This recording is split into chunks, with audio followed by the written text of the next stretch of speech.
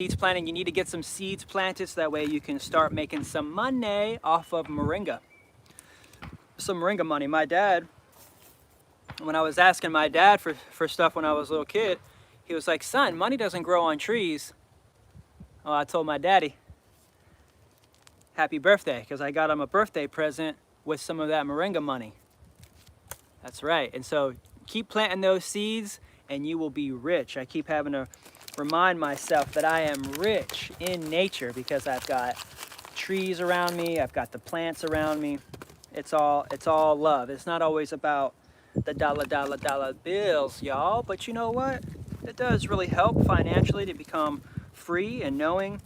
That's one of the reasons why I became a farmer, because I know that farmers are rich, man. Every farmer that I know of, they're millionaires. I mean, here in the US, it's a little bit different.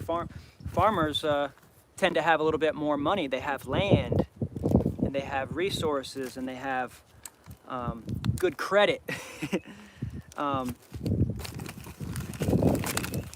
It's just something that I noticed in the landscaping business. I was like, it attracted me, definitely attracted me, because it's, you know, growing. Like in nature, let's try to get some of this money. Let's make a living off of nature, doing things the right way, you know, planting things healthily, making soil, getting compost, offering soil and dirt as a business. I mean, who would have thought? Oh yeah, there we go. We're just putting the seeds right up top there. I'm happy to answer any questions that you may have. We're just here planting seeds today at Numa. I live out here. It's 2.5 acres in Plant City.